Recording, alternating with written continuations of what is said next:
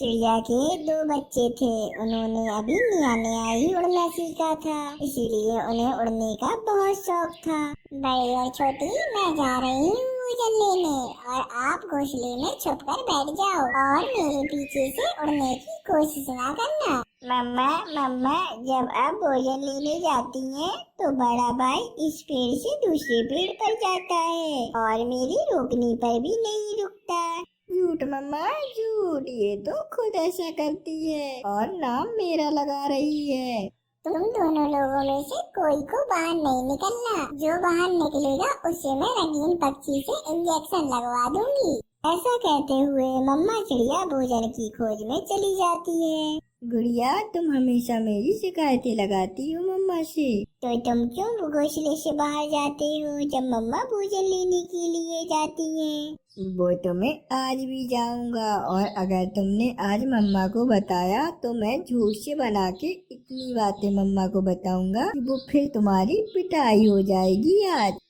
मुझे क्या, जाओ। अगर मम्मा आ गई तो बड़ा वाला इंजेक्शन भी तो तुम्हें ही लगेगा और फिर मैं तालियां बजाऊंगी। बड़ा भाई अपनी मम्मा से डरे बिना ही अपने घोंसले से बाहर निकलता है। क्यों ना आज थोड़ा दूर जाऊं और देखूं कि जंगल कैसा है। वो ऐसा सोचते हुए थोड़ा दूर निकल जाता है। थोड़ी देर बाद उसे कालू कौवा का बेटा जग्गू उड़ते हुए देखता है। अरे बड़ा तो आज बड़ा तेजी से उड़ रहा है, चलो आज इसे कुछ तंग करता हूँ। ऐसा सोचते हुए वो छोटा जग्गू कौवा भी बड़े के पीछे उड़ता है। अरे बड़े रुको, मेरी बात तो सुनो। क्या हुआ जग्गू कौवे, आपने मुझे क्यों रोक लिया?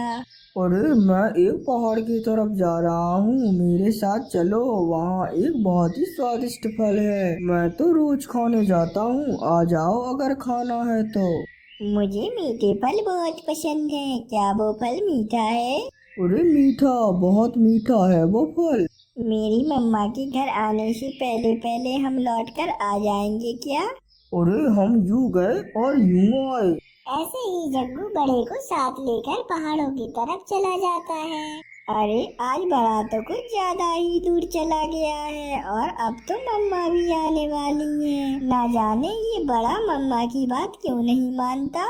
जग्गू भी बड़े को लेकर पहाड़ों की तरफ पहुंच जाता है। जग्गू बहुत शैतान कौवा था, वो बड़े के साथ एक शरारत करने वाला था।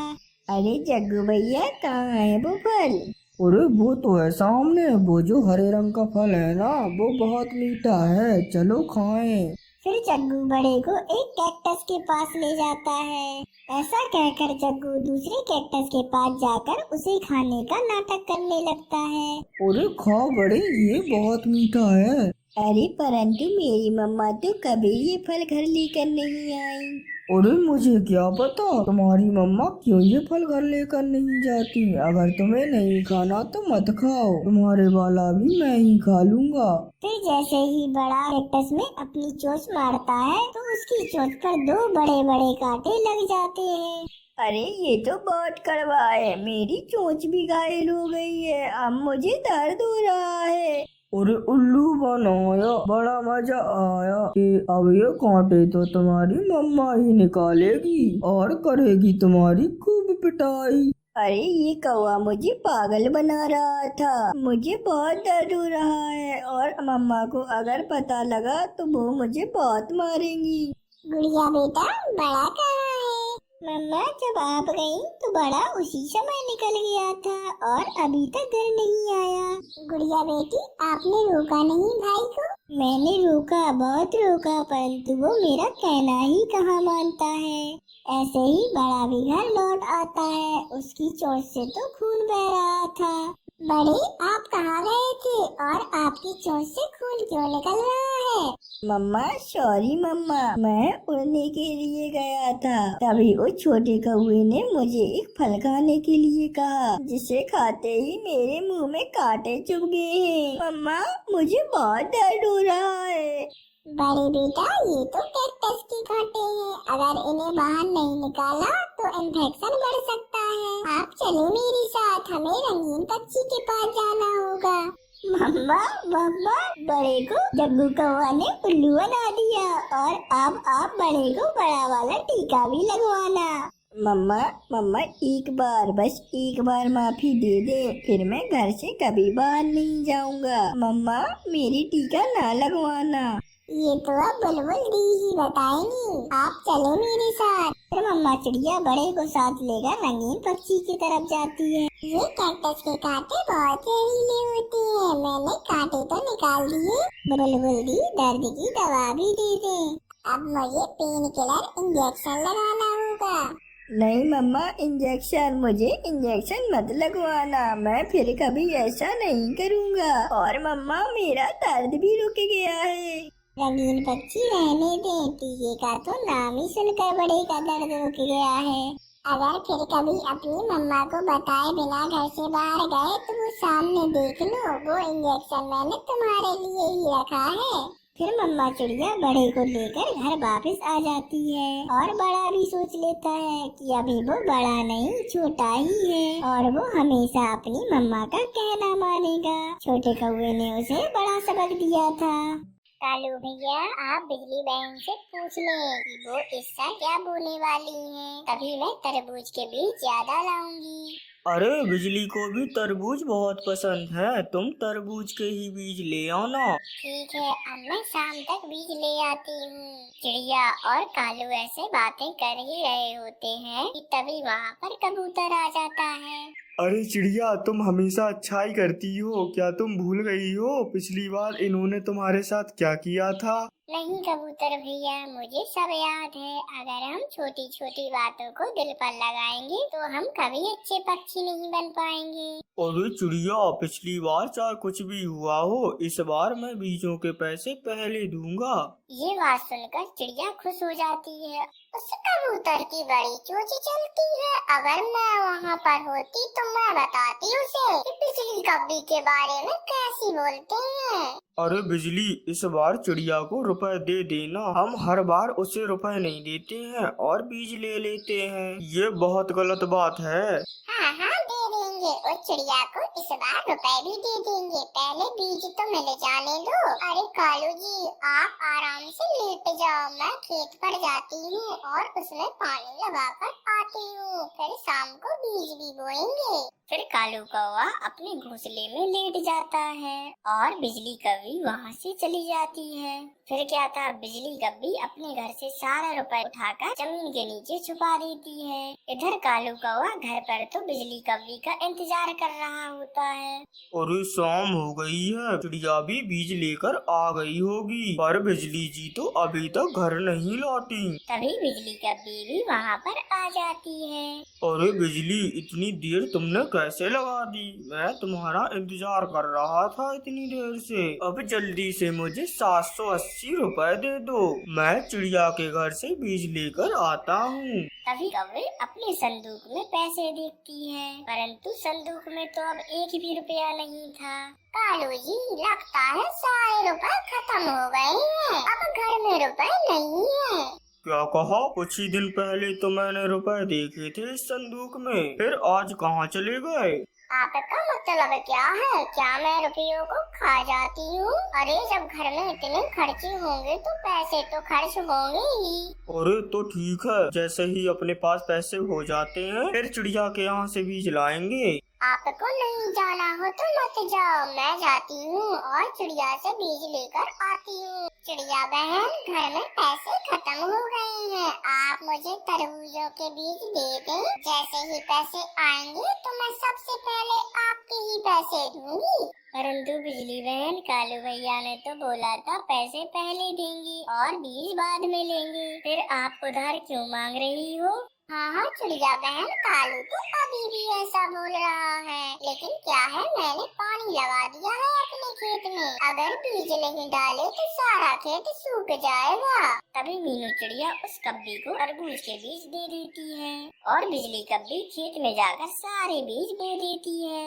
अगली सुबह चिड़िया भी अपने खेत में बीज बो देती है। चिड़िया, क्या आपके खेत में तरबूजों के नन्हे नन्हे पौधे निकल आए हैं? नहीं नहीं बिजली बहन, अभी तक तो एक भी पौधा नहीं निकला है। चिड़िया, तुम बीज तो अच्छी क्वालिटी की लाई हो ना, कहीं सारी मेहनत बेकार ना चली जाए। अरे नहीं नहीं बिजली बहन, मैं अच्छे से बीजों को देख कर लाई थी, तभी बिजली कभी वहाँ से चली जाती है। अरे बिजली बहन तो चली गई, मुझे तो इनसे बीजों के रुपए भी मांगने थे। अरे चिड़िया, मैं तो पहले से ही जानता था इन कब्बों को, ये आपके पैसे नहीं देने वाले। नहीं कबूतर भैया, इस बार कालू भैया अपने पैसे जरूर दे देंगे, उन्होंने मुझसे कहा है। अरे बिजली, अब तो दे दो चिड़िया के पैसे, काफी दिन हो गए हैं अब। कालू जी, एक तो अभी तक एक भी पौधा नहीं निकला है हमारे खेत में, और तुम उसे रुपए देने की बात कर रहे हो। अब तो मैं उसे जब ही रुपए दूंगी जब तरबूज की फसल आ जाएगी और तरबूज लगने लगेंगे। इस तरह से कुछ दिन और रात निकल जाते हैं। चिड़िया के खेत में तो अब तरबूज लग गए थे। ये देखकर वो बिजली कभी बहुत ज्यादा जल रही थी। खबरदार चिड़िया, जो आज के बाद तुमने मुझसे बीजों के पैसे मांगे, एक तो सारे बीज देकर मेरी मेहनत खराब करवा दी तुमने। बिजली बहन, मैं तो एक जैसे ही बीज लाई थी, पता नहीं तुम्हारे खेतों में तरबूज की फसल क्यों नहीं हुई। अरे बिजली, अगर हमारे खेतों में तरबूज की खेती नहीं हुई तो इसमें इस चिड़िया की क्या गलती। मैं तो इसके पैसे देकर ही रहूंगा, चाहे कुछ भी हो जाए। तभी बिजली कभी गुस्सा हो जाती है और वहाँ से चली जाती है। कालू भैया, मैं बिजली बहन की गुस्सा को समझती हूँ, आप मुझसे मेरी आधी तरबूज की खेती ले लें, फिर बिजली भी आपसे कभी नहीं लड़ेगी। अरे चिड़िया, तुम बहुत अच्छी पड़ोसी हो, और पक्षी भी। पता नहीं इस बिजली को कब अकल आएगी। फिर क्या था, कालू कौवा अपने घर चला जाता है। वहाँ पर बिजली कभी तो सोई हुई थी, तभी कालू कौवा भी सो जाता है। जैसे ही रात थोड़ी ज्यादा हो जाती है तो बिजली अपनी आँख खोलती है और वो चिड़िया के खेत की तरफ चली जाती है, और वो खेत पर पहुंचकर पूरे तरबूज यहाँ से वहाँ फेंकती है। वो अपने पंजों से पूरी बेलों को उखाड़ फेंकती है। अरे ये कौन दुष्ट कब्बी है जो भोजन को जाया कर रही है, मैं अभी जाकर इसे रोकती हूँ। फिर चील बिजली के पास चली जाती है और बेल उखाड़ने से मना करती है, परंतु बिजली तो अपने आगे उसकी एक भी नहीं सुनती और बेलों को बस तोड़े ही जा रही थी। अब इसको अपने तरीके से रोकना ही पड़ेगा, वरना ये सारी फसल को खराब कर देगी। फिर चील उस बिजली कब्बी को बहुत जोर जोर से पीटती है और उसे घायल करके वहाँ से चली जाती है। सुबह होते ही कालू कौवा वहाँ से गुजर रहा था, तभी वो देखता है कि यहाँ तो बिजली कब्बी पड़ी हुई है। अरे बिजली, ये तुम्हारे बुरे कामों का ही फल है, जो तुम अब कभी भी नहीं उड़ पाओगी। बिजली कब्बी को अपने किए पर काफी पछतावा हो रहा था। वो तो कालू कौवे से अब आंखें भी नहीं मिला पा रही थी। उस चिड़िया की तो अभी नई नई शादी हुई थी। वो अपनी शादी में बहुत नई नई आशाएं भी लेकर आई थी। वो सोच रही थी कि अब वो नए और खुशियों भरे जीवन की शुरुआत करने जा रही है। अब तो उसकी जिंदगी में दुखों का नाम ही नहीं होगा, परंतु उसे तो पता ही ना था कि परीक्षा तो अभी उसके भाग में है। देखें जी, आज घर में खाने को कुछ भी नहीं बचा, जितना था कल सब खत्म हो गया। दूसरे जंगल में बाढ़ आने से काम धंधा सब बंद पड़ गया है। अब ना जाने मुझे कितने दिन बिना काम के ही रहना पड़ेगा।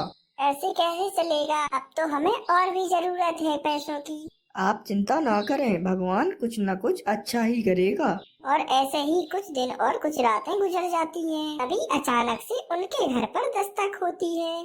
रुको, मैं देखता हूँ। जी बोले, क्या काम है आपको, किससे मिलना है? अरे भाई चिड़े, तुमने जो मुझसे कर्ज लिया था अपनी माँ के इलाज के लिए, अब उसका वक्त पूरा हो चुका है। आप मुझे कल तक मेरे पैसे वापस कर दे, नहीं तो मैं कल तुम्हारा घर नीलाम कर लूँगा। वो पक्षी इतना कहकर वापस चला जाता है। क्या हुआ, क्या कह रहा था वो पक्षी, मुझे भी तो बताओ। माँ के इलाज के लिए कुछ पैसे उधार लिया था, वो पैसे मांगने के लिए आया था। मैं उसके पैसे वापस ना कर सका, पर अब वो कल हमारा घर नीलाम करने जा रहे हैं।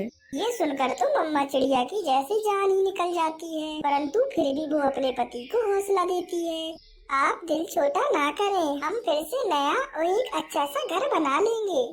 हमारी नई नई शादी हुई है, घर के बिना रहना तो बहुत ही मुश्किल हो जाएगा। मेरे अंकल रहते हैं पास वाले जंगल में, मैं जाता हूँ और उनसे कुछ उधार पैसे लेकर आता हूँ। ऐसे ही कुछ दिन गुजर जाएंगे और मुझे जब काम वापस मिल जाएगा तो मैं फिर अंकल के पैसे वापस कर दूंगा। अब तो रात हो गई है, आप कैसे जाएंगे? कल आने से पहले मुझे कुछ न कुछ करना ही होगा, मुझे ना रोको, मुझे तो अब जाना ही होगा। कुछ भी हो जाए मैं कर लूँगा।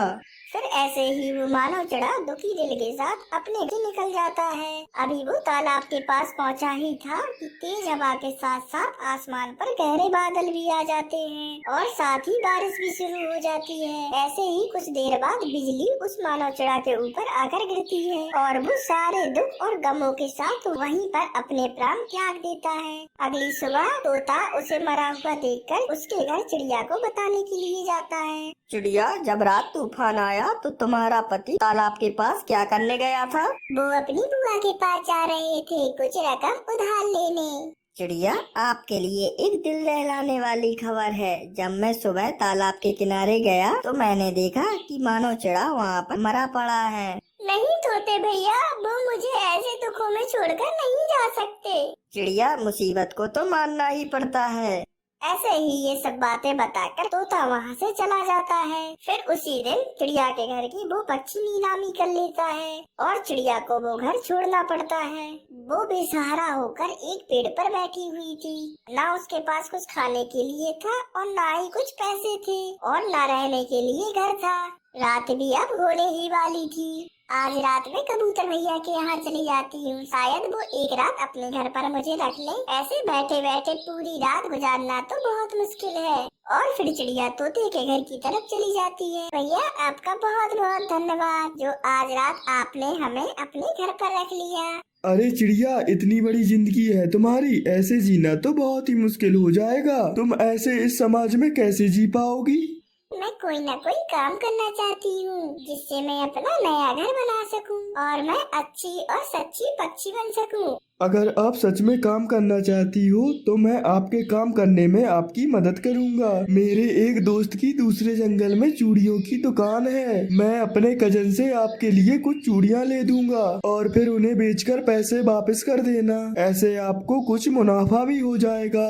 ये सुनकर तो वो चिड़िया बहुत ही खुश हो जाती है। कबूतर भैया आपका बहुत बहुत धन्यवाद, मैं ये काम बहुत मेहनत से करूँगी। अगली सुबह कबूतर उस चिड़िया को लेकर अपने दोस्त की दुकान पर जाता है। लालू, ये मेरे दोस्त की पत्नी है। मेरा दोस्त मर गया है। मेरे दोस्त को किसी का कर्ज देना था और उनने फिर उसका घर नीलाम कर दिया। अरे बहुत दुखी है ये चिड़िया। मैं कोई काम करना चाहती थी और फिर कबूतर भैया आपके पास ले आए मुझे।